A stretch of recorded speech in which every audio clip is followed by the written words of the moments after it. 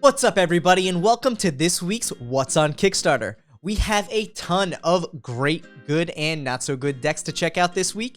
Dude, I have to say I am so excited. It has been 3 weeks since we recorded one of these, and there are a ton of new decks out there. Dude, I'm excited. We even get some scammy decks to talk about, and some record-breaking stuff happened. Dude, absolutely. I know we were both on vacation. It was tough to really not record with some of these record-breaking campaigns coming out of the gate here, but we are so excited to check them out this week, and we are so excited to welcome you back to Deckinaround What's on Kickstarter. So here we go.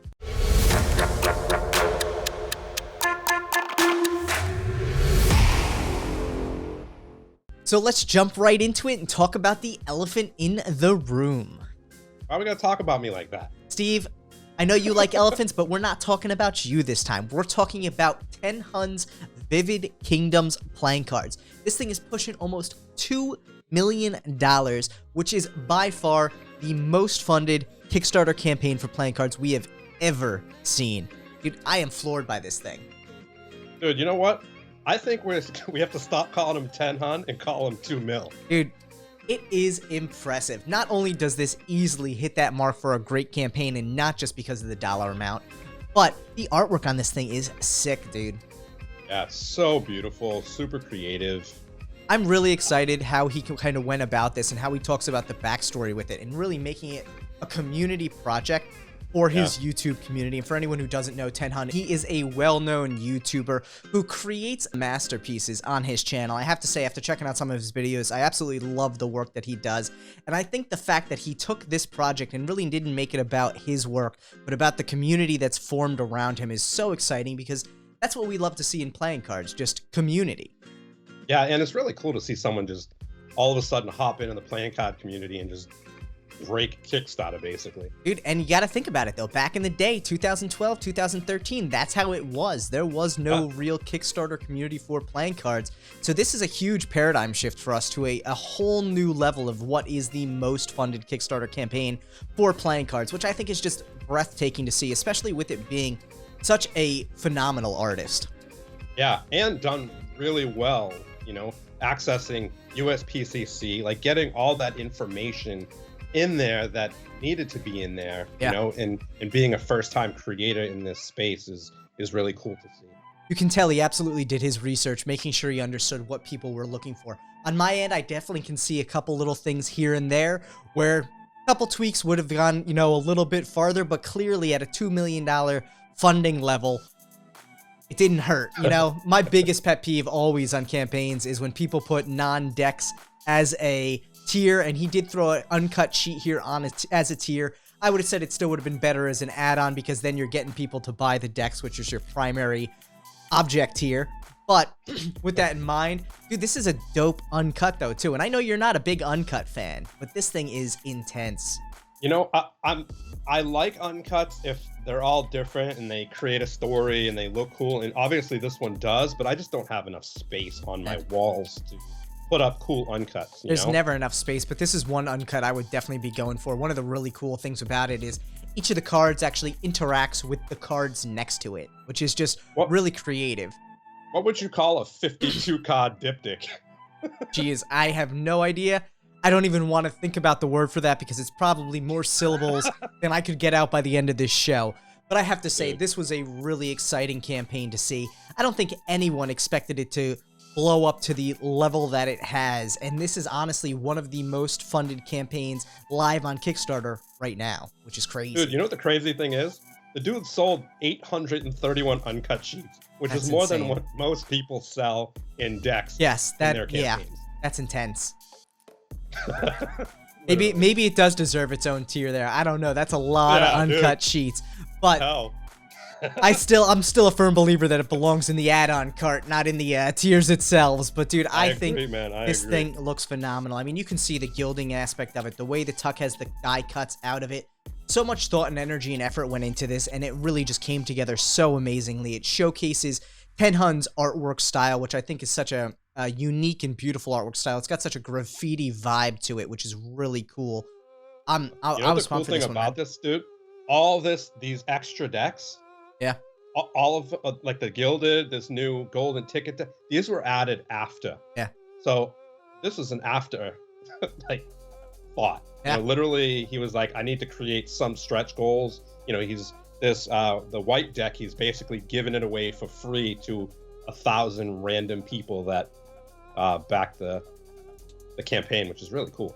Yeah, and I think that's a great way to give back to the backers of your campaign and those who are supporting you, especially to such an extreme level. Yeah, dude, it's such cool artwork. An amazing, amazing campaign. I have no doubt in the next 5 days, this thing will probably push over that $2 million mark. So really excited to see this. Such a great campaign, well put together, especially from a first-time playing card creator. And honestly, hopefully this isn't the last time we see 1000 come out and put out an amazing deck for us. Yeah, heck, he might be a playing card designer for life now. I don't know, man. It's funny because we've talked to other illustrators in the past, and it always seems that like a playing card deck is their holy grail, and we have so many amazingly talented artists in the community who we don't even think about, like who I don't even know if they think about how awesome it is to create a deck of cards because they do it so regularly. But to have someone come in who's like, oh man, I've always wanted to create a deck of cards, and then hit this level of success is just, it's heartwarming. Yeah, and to run a campaign that's like put together so well. Yeah. He's so communicative, keeps people information like coming in throughout the whole campaign, which maybe that's stems from his YouTube and just being really active in that. So bravo. Yeah, no, without a doubt, man. I was really happy to see this one, and I think it was exciting to really see it launch.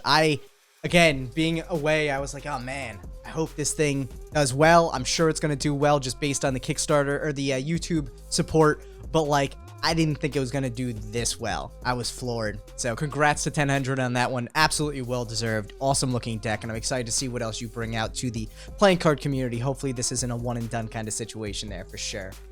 Oh, show. Good luck. Ready for this week's first great campaign, Steve?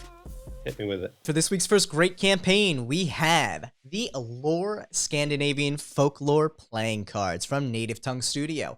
We're really pumped for this one, obviously, because it's our boy Brad Gabbard and his wife Lori behind this. This is the first deck from their newly created Contra Cult series, which if you're not familiar with what Contra Cult is, make sure to check out our live that we did with Brad this last Sunday talking about Contra Cult and his new style behind his independent design studio, which I'm so pumped to see what this brand is going to bring, especially with this first one out of the gate here, man. Lore. Dude, this is a strong deck. It really is. And Brad touches on one of my favorite styles of a Kickstarter campaign, which is that single image scroll where you don't have a combination of text and images. We've seen Brad do this in the past with some of his collaborations with Doc's playing cards. One of the pet peeves that I think Steve and I always have is the font. The text. The font can always be tough to read on this, and I think Brad picked the best font possible for this. It is a uppercase font. It's a white color. It's easy to read on the dark background, and honestly, no matter whether you're on a mobile device or a desktop, you can easily see what the text is here, which is key. Yeah. Dude, these colors together are just so good. They really are. They fit with the theme of the deck. They have such a great look. I love the little character here, which we're going to see more of throughout the courts on this deck. We jump right into it and have a really cool story. We have a great features section here talking about not only the deck itself, but actually all 4 editions of the deck printed by Cardamundi on their B9 slimline stock. Absolutely excited to see that there. And then one of the things that I do know is this is actually going to be fulfilled by Brad as well. We'll have to see if that's mentioned farther down in the campaign. Dude, look at this. Just clean, good looking decks. Yeah, dude, beautiful. I love rose gold. I really do too, and it's funny because like I'm not a rose gold jewelry person, but when it comes to foil on decks, I think it looks spectacular. Yeah, and that teal blue with rose gold, those two colors together are just absolutely, man. We can see the face cards here. We have these really cool, ornate, folklore themed ports. Really look awesome. I love how the text breaks them up. It really does, and honestly, they're actually very busy, but in a way that works great. They have kind of a really old school vibe to them, being, Scandinavian folklore. We're not talking 50 years ago. We're talking hundreds, if not thousands of years ago. It brings that vibe, that simplicity, but all of the elements there, the arrows, the little elements, the boxes around the suits, everything about it looks great. Brad did a really amazing job bringing these kind of stories to life in his own unique way. That little Jack of Hearts there is scary as shit, though. Well, dead Yeah, baby or something. Man, I'm gonna tell you, if you draw that card, you're having a heart attack. But, dude, I don't know if I trust Brad anymore after drawing this deck. no, I think these things are amazing, and I think the cool thing about it is this really gives Brad such an opportunity to showcase his immense talent. He does such great work on all of his previous campaigns and decks, but to see this one come to life looks great. See some stretch goals, especially at the first run with his own brand deck. Absolutely. You know? Some great stretch goals here. We have a $23,000 goal, which all things considered for 4 decks is a spectacular goal there. Obviously with Cardamundi, sometimes you can luck out and use split runs on it, so that can help lower a goal. Where on a USPCC deck where you're looking at 4 decks, you're easily looking at 25 plus minimum. So Cardamundi definitely has a benefit there from a cost point of view. Perfectly leveled goal right there. Definitely think he'll be hitting that no problem. Then we get some more close-ups of this artwork. Dude, I love these Jokers. Yeah, they're fun. They are really fun. Some really cool stuff about the signature collection here. We have a nice little add-on section breaking it all down by cost. I'm a big fan of that, dude. Yeah. Like, you got to have the prices in there. A lot of people nowadays are just, throwing the add-ons there, but not putting the prices. Yeah, no, absolutely agree. And I think it's really important, especially with the new add-on functionality. I want to be able to go into the cart knowing exactly what I'm paying for. And if you all of a sudden throw me a curveball after I've backed a tier, I now need to go back and rethink things. Having those price points there is crucial from the jump. The other thing about it that I love is Brad actually built the risks and challenges right into the campaign itself, because obviously Kickstarter has moved that to an individual tab up top, which I still am not a fan of. I think it inhibits the transparency of the risks and challenges section. I'm glad to see Brad include that in there. Really nicely done risks and challenges. We can also see fulfillment by Native Tongue Studio, so he touches on that self-fulfillment there. Then gives a fun little About Us section talking about him and his wife. Really cool. Absolutely excited to see this thing come to life.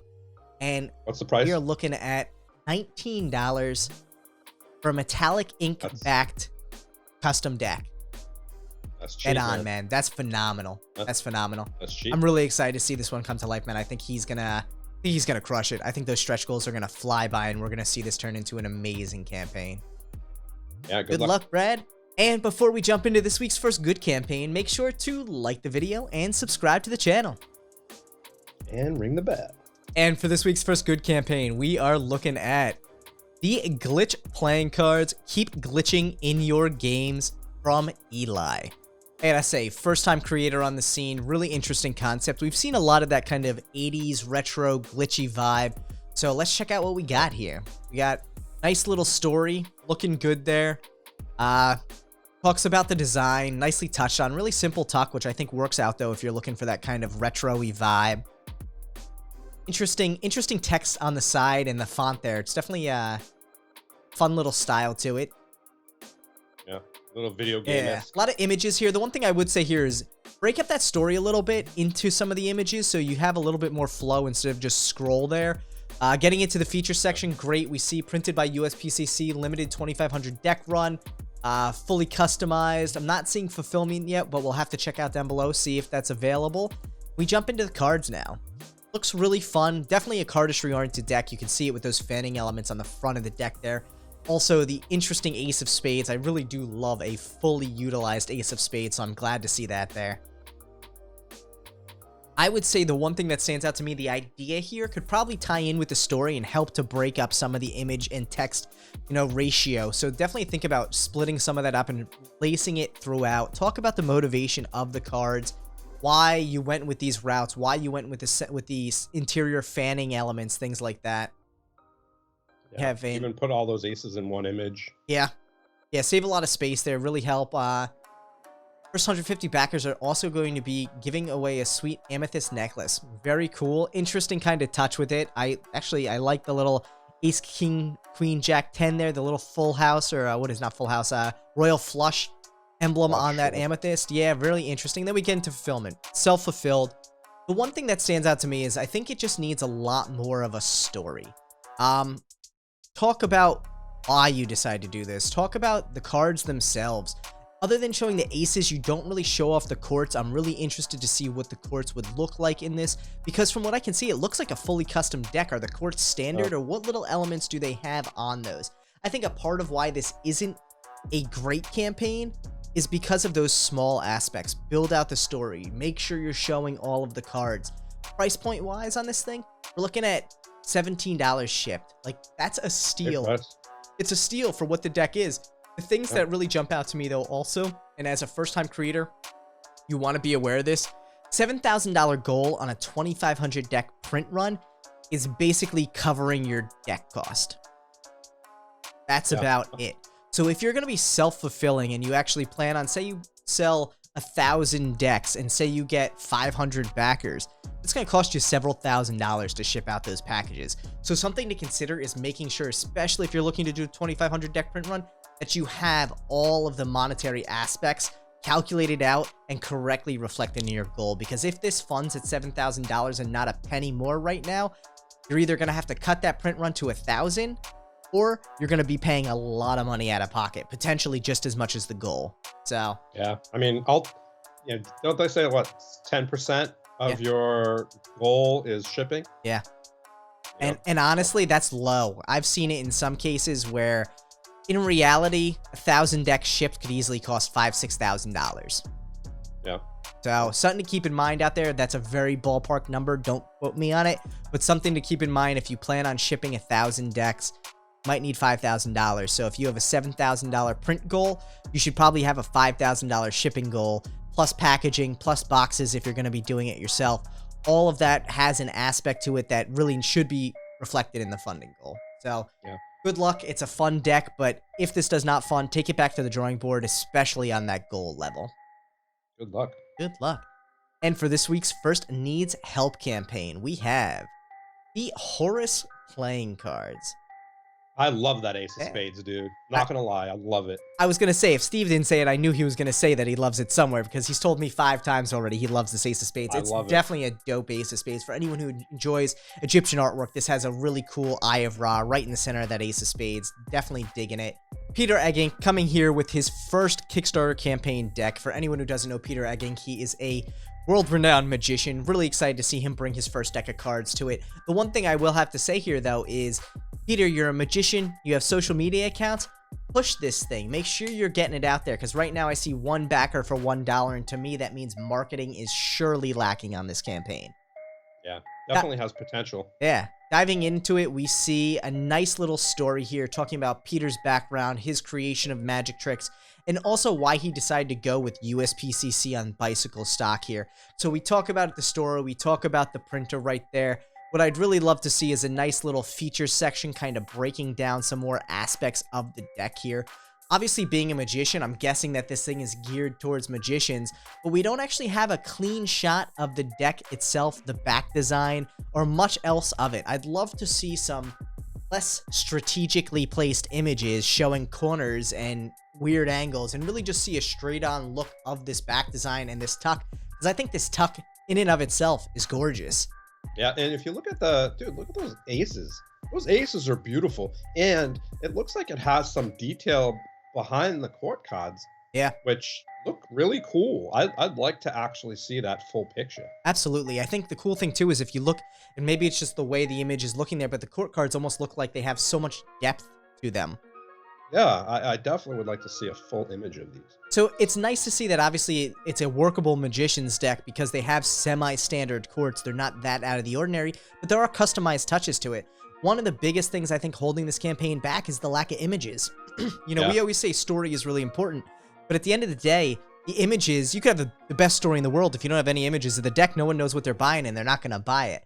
So with that in mind, I definitely think there's a lot of potential with this campaign. The other thing I would say off the bat, I noticed there's no fulfillment information on this. There really isn't a ton of information as to how many you're going to be printing, what you're looking to do. I feel like we saw somewhere in here that it was going to be 2,500, didn't it? I thought so as well. Yeah, right there. 2,500. Oh, yeah. Interesting. So all the way at the bottom there, but good to see the information. So with that in mind, 2,500 decks, we're looking at a $9,000 goal. Again, shipping is going to hurt you on that one. The other thing that I will say makes this without a doubt a needs help campaign, there's no single deck tier.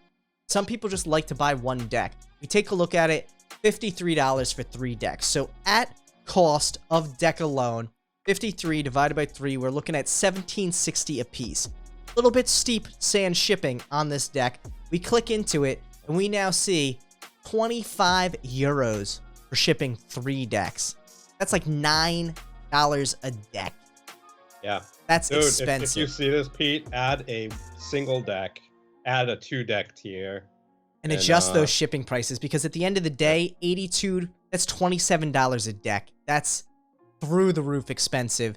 And all things considered, that's going to limit this thing big time. Single deck on this should be no more than $21, $22 shipped. If shipping is the big issue on this campaign, reach out to a fulfillment company. Reach out to any fulfillment company to help you get those costs lower, because at the end of the day, $5 or $6 shipping in the United States is that goal you want to hit.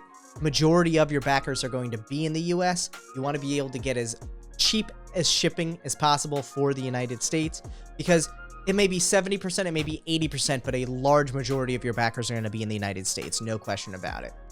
Yeah, and it's a dope deck. Really is a dope deck, dude. I having seen nothing about it, having seen him push nothing out about it, there's so many things that, like, maybe this launched early and he didn't realize, maybe he didn't intend to launch already, but having launched, having one backer, having $1, seeing no social media push on this, having that sort of price point, there are a lot of things that need to be fixed on this. I'd almost say pull it, because you're only less than a day in, revamp it, and get it back up there when it's ready to go. Yeah, I agree. Even give it a week, not even. I mean, you know. Heck yeah. Good luck. Stay up all night, get it launched tomorrow if you want, but it definitely needs that work. So good luck, Pete. I think there's a lot of potential with this thing, and I'm really excited to see where this goes, because I think this would be a phenomenal deck. I think a lot of people would be interested in it. Yeah. And, man, I gotta say, we got some other really fun campaigns coming up here. Ready to check out what else we got for this week's great campaigns? Do it. All right. First up for another great campaign this week, we have these cyberware playing cards printed by a USPCC. So the one thing I gotta say on this one, hands down, I know Steve and I, way back in the day, used to say it was really important to have USPCC in your fulfillment service in the main title, well, in the subtitle. I'm still a firm believer that having printed by USPCC in the main title actually takes away from more important things there. Talk about the cyberpunk aspect of this. Talk about the futuristic aspect of it. You want to use those keywords in the title, but hands down, still a great campaign, great looking deck, and I'm really excited to see this one having funded. Good luck. And for another great campaign this week, we have the Monte Carlo Diffractor playing cards from Diffractor Playing Cards. Anyone in the know, you know this is designed by the man himself, Lautrec. So this is a beautiful deck, already funded through the roof. The one thing that always jumps out to me about these Diffractor decks is they are expensive. Yeah, granted, they are. It is a Lautrec deck. The thing is beautiful. You got some great hollow foil all over it. But that price point, I think, steers some people clear of it. And if that's the case, that's fine. Not every deck is meant for everybody. But if you're into it, definitely check it out. Good luck. Good luck. And for another great campaign this week, we have the Forbidden Forest playing cards from Humble Raja. Dude, this is a fun one. This is a really one of my favorite fun designers, these guys. I absolutely love the back design on this thing. The really interesting thing about this one for me is it's a Metalux back design, but it's not fully Metalux. I personally, not a fan of full Metalux back designs because I think it doesn't handle as well as foils. But seeing this partial Metalux look to it, kind of giving it almost like a copper vein through like granite or something, it looks gorgeous. Dude, this deck is beautiful. Like, seriously, I love these guys. These are literally one of my favorite designs. They do a phenomenal job, and this is definitely another great campaign this week. Good luck. And for another great campaign this week, we have the Inkwell playing cards by RSM Productions. This is actually their sophomore release, and I have to say, they're really sticking true to their brand, really hitting that cardistry-oriented vibe. This is a fun, really kind of minimalistic style to the whole deck. Love that colored pencil vibe to it. Did a great job talking about printer fulfillment, really made sure that they were hitting on all those key areas to give you guys the trust you need to back this campaign. Good luck. Good luck. And for another good campaign this week, we have the Blink playing cards printed by USPCC. I'll say it again, I don't think printed by USPCC needs to be in the title on these. I think it takes up good keyword usage away from other things. Something cool could have been catchy in here, like Blink playing cards. make sure to open your eyes or something like that. I don't know. I'm not a marketer at all, but something fun and catchy could have been in there that A, would have hit those search keywords, and B, would have really just caught someone's eye and been like, ooh, let me check this out and see what it's about. Except for people within the community, most people are not going to be hooked by the idea of printed by USPCC. Those who are going to look through the campaign anyway, so having it later on is definitely good to go there. One of the reasons this campaign is more of a good campaign than a great campaign in our book is it just doesn't talk about one of the biggest parts of this whole campaign, which is the fulfillment aspect of it. Built out a story, talks a little bit about the design. I would have liked to see a little bit more styling to the campaign itself, but again, I think that's hit or miss with some of this stuff. If you're not naturally an illustrator, you maybe don't have the skill set to build it all out, and while you may not also have the funds to hire someone onto it, you do with what you can, and I respect that. With that said, definitely mention who's going to be fulfilling on this. Mention, like you did here, who's going to be printing. Absolutely crushed it there. But also, on top of it all, think about your goal. 5,000, 1,000 decks, like we talked about earlier. Shipping is expensive these days. Probably better off around that 6 to 7 range, maybe even a little bit higher, but 5,000 is a tough one these days to crack on a single print run, so keep that in mind. Yeah, good luck. Good luck. And for another good campaign this week, we have the Japanese mythology playing cards and commemorative coins. Biggest standout for me on this one is the fact that they keep mentioning cards printed by a reliable manufacturer who supply the major casinos. Being outside the US, I don't know who supplies major casinos, but in the US, it's USPCC. If you were printing with USPCC, you would definitely be saying it.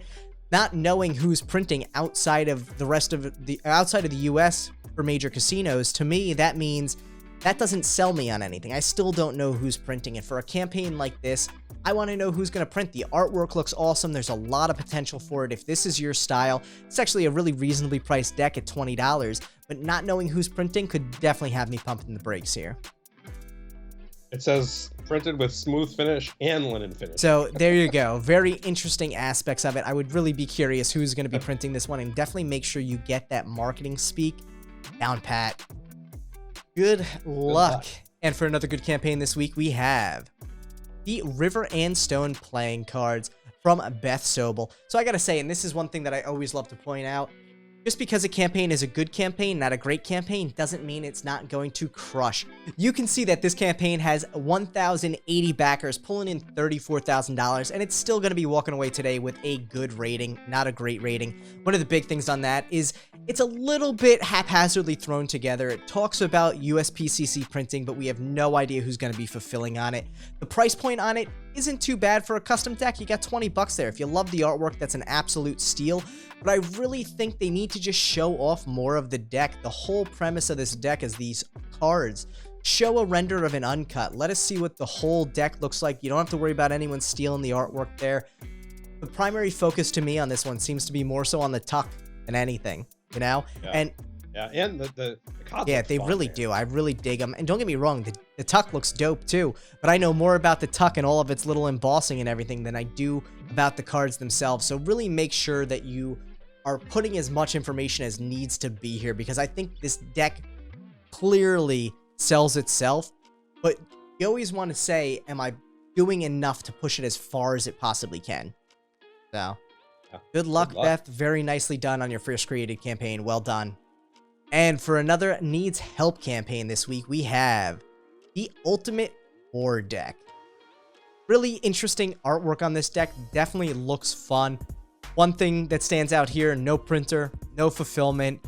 Price point is all right on the deck, $20 shipped for a full custom. But the one thing that stands out here is there's this $35 tier that talks about the Blood and Steel deck. And running through the campaign, there's literally zero mention of the Blood and Steel deck. So while you're throwing tiers up there to back things, make sure you're actually telling people what they're backing as well. Yeah. Good luck. And for another needs help campaign this week, we have the Just a Playin' card deck. This is an interesting, very, very colorful deck of cards. We can see it right here, the Failure deck, which I think is a second deck in this. So you have a normal deck and a Failure deck. So yeah, really interesting considering two decks printed at a $2,500 goal. I'm guessing they're going with a relatively smaller print run with a smaller print house so that they're not eating significant amounts of cost there. But definitely think about what your cost is actually going to be here. The one thing that stands out to me, no printer, no fulfillment, goal seems low, and price point on this, $26 shipped. Way too high. way too high for not knowing anything about the deck. Way too high even if I knew everything about the deck. It's definitely a fun deck. I think there's a lot of potential for it. It has a nice kind of Friday night card game feel to it. Definitely make sure to get that information in there. Who's printing, who's fulfilling, and think about bringing that price point down. So... yeah, look. One of the decks looks like a short deck. It's funny. It's cool, man. I like it though. I dig the kind of like haphazard vibe to that failure deck. So good luck. Sure. And for another needs help campaign this week, we have the Hana playing cards, which again gets our first big old beware this week. This actually ties back into what I'm gonna start lovingly calling the Copenhagen card mafia. Because I don't know what else to say this now 8-time scam account. This campaign is part of this same Copenhagen design studio, we'll call it, which has fulfilled 0 of their campaigns now. They're actually running 2 campaigns concurrently here. Their previous campaign... 2 of them got canceled. 1 of them got unsuccessful, 1 of them got suspended. So one of theirs was actually suspended by Kickstarter. The one thing I will caution everyone on, you can tell by the style of these campaigns that it's the same people. There's always this image here with the deck and the light color background. There's always the same style to the details. They always misspell matte finish without the E. There's a lot that just stands out about this, showing you that this all loops back to the original deck, which they still have not funded. They have not left updates on. They have not fulfilled. Like, it's a big red flag in my book. This hands down is a scam campaign. Do not back this for your own sake. Yes. Not saying that all campaigns that come out of Denmark are scams, but one thing you want to look at for these recent Kickstarter campaigns is, you know, things that are coming out of Denmark. Be a little wary. Make sure that it doesn't have this same layout as all these other campaigns. All of them have very similar goals, very similar backing amounts. You have 0 updates on the campaigns. Very minimal comments. The campaigns themselves clearly look underdeveloped. Something to consider for everyone out there. Do not get scammed by these. The other thing to be cautious about with these campaigns, you can see they are close to their goal. These scammers will back their own campaign to get over the funding goal. What that means is they lose 10% of their money, but they get all of your money. So keep that in mind. They will push it over if it doesn't look like it's going to fund. You do not want these campaigns to have any backers. 10 people on it, they will put money in to get your money. So please be cautious about that. And for another scam campaign this week, so again, big ol' beware, we have the A Greek Tragedy playing cards from Elegoo. Again, we have Copenhagen, Denmark. We have the same language here, student and living in Denmark, experimenting with playing card design. We can actually see the name on this one has the same surname as the first couple campaigns that came out. We're actually going to be doing a expose video on all of these just so everyone is aware of what these campaigns are. So make sure to keep an eye out for that, but be aware this is another one of those scam campaigns. Clearly, we're going to scroll on down and look at that. Same old picture. Different colors, different deck. Like, at least they threw a couple different images in this time, but the creativity is lacking on these. Definitely watch out. Printed with Ludo cards. You can find the threads that connect all of these really easily. Be vigilant. Be aware. Do not get scammed on Kickstarter, because a lot of people get scammed the first time around and then never want to come back to Kickstarter. And Kickstarter is an amazing platform that can put out some amazing projects. So make sure to keep your eye out and be aware. Yes, please do. Dude, I gotta say, that was a lot of campaigns for this week. And we still have so many campaigns to run through, so make sure to stick around to the end when we're going to be doing a recap of all of the live campaigns that we've missed in the past 3 weeks. There are a ton of them, and some of them are definitely worth checking out. Yeah, for sure. And you know what? We got another fun little playing card, non-playing card campaign here to check out today. We have the Legal Tender Jigsaw Puzzle from King's Wild Project, aka Jackson Robinson. Which, dude, this thing is crushing. 342 backers, $24,000 raised. This is a fun little foray into the world of jigsaw puzzles for Jackson. Super pumped to see this thing come together as well, because all things considered, it's a puzzle about cards. If you like puzzles and you like cards, why aren't you getting this? And it has foil on it, dude. Foil is amazing. Steve and I put up a little review on this a couple days back. If you want to check out what this deck Jesus, what this puzzle looks like. Check it out. We'll link to it down in the description below. And with that in mind, if anyone is going on vacation anytime soon, looking for something to keep your kids busy, this puzzle is tougher than it looks. It will keep you busy. And one of the best parts about it, it's actually a double-sided puzzle. So you have a puzzle on the front and a puzzle on the back. So you're actually getting 2 puzzles for the price of 1 here with foil on it. Yeah. Yeah, and you can get a deck added if you want. Absolutely love this campaign. I think it's done to do some great stuff. I'm excited to see Jackson getting into puzzles just because he's so creative and he needs those creative outlets, you know? Yeah. Good luck, Jackson. So, Steve, now for the fun part, man. What are you backing this week? Man, I'm spending a lot of money this week, which doesn't happen very often, right? Of course, VIP Kingdoms, I'm going to go for. Humble Raja, big. Love that deck. Lore, of course, amazing from Brad. Nice. And if that HORUS deck was complete and had the right information and more images and just spice up that campaign a little bit, I'd back HORUS as Nice, well. man. I think I 100% agree with you on the Vivid Kingdoms. Hands down, back in that thing. I love the artwork. I'm probably in on an uncut sheet for that one as well. Lore, no question about it. Love it. Love the artwork on it. Brad's been teasing that thing to me for a while now, and I'm so pumped to see it launch. And then I think on my end too, probably I'm leaning towards the cyberware as well. I really love the look of it. I love Jason's work. Deck Idea does great stuff. I like what Excelsior's been bringing to the table. So definitely a fun style to it. Not necessarily my normal style. I'm not like a cyberpunk kind of guy, but I do dig the deck itself. Dude, I'm not gonna lie. The box that they have with the LEDs in it is well, I knew you would like that. It's a light. It's a light, Steve. Of course you like it. Yeah. Yeah. If I had room for it, if I had space for it, I'd be all over it. For anyone who doesn't know, Steve's alternative personality is that of a moth. So Steve is always drawn to lights, but thankfully today, no lights in our fun campaigns, which I'm so excited to get back to too, dude. I'm going to tell you, I feel like I've been missing out on the wonders of Kickstarter these past couple weeks. Yeah, I'm excited to see what you picked. Let's jump right into it then. How about it? All right. First up from this week's fun campaigns, we have the Elegoo Jupiter 2. The Elegoo Jupiter 12.8-inch 6K mono MSLA 3D printer. So for anyone who doesn't know, I've actually recently gotten into 3D printing a little bit, not as much as I would like just because time is sparse. But that being said, Elegoo is the brand that I went with on mine. I have their Mars 2 Pro, and this is just a large form 3D printer from them with a 6K mono resolution, which means you can get even more detail on the prints. I'm actually pumped for this thing, dude. First off, you can see the size of it. That's my little 3D printer right there. That's this one here. You're getting a huge print surface out of this thing. Wow. Dude, you need to say that and be like, this is my little one right here. And then this is the one now. But yeah, dude, with such a large space in this thing, you can print literally huge single piece prints. For anyone who knows 3D printing, if you have a smaller machine, you end up having to print pieces in parts and connecting them together, which can always be tough because things don't always line up right. You could have shifts in the way it prints. It could fail. But with a large print surface like this, you can print literally huge pieces in one shot. Obviously takes a lot longer, but they come out looking great, and that 6K resolution is going to make these things awesome.